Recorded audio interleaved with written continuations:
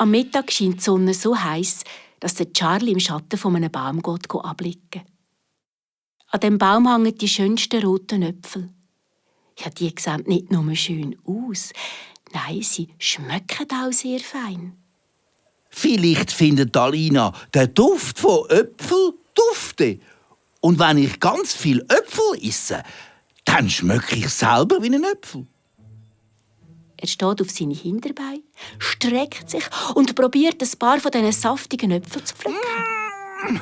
Aber das ist gar nicht so einfach. Die Äpfel hängen viel zu weit oben. Der Charlie probiert, den Baumstamm aufzuklettern. Aber das gelingt ihm auch nicht. Eine Leiter hat er keine, auch kein Seil. Der Charlie gibt nicht auf, bindet sich Sprungfedern an seine Hufe. Aber nein, auch das nützt nichts. Wie wär's mit 3 Gasballonen? Dann könnte er zu den Äpfeln aufschweben. Aber auch das vergeben. Die Ballone mögen ihn kein bisschen tragen. Noch der letzte Versuch. Der Charlie tut sich Flügel anschnallen. Aber boing, schon ist er auf die Nase gefallen. Aua! Was jetzt? Enttäuscht zottelt der Charlie weiter.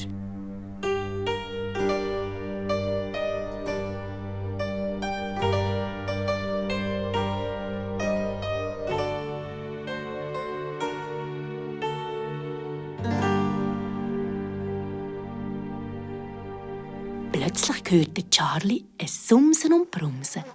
Was ist echt das?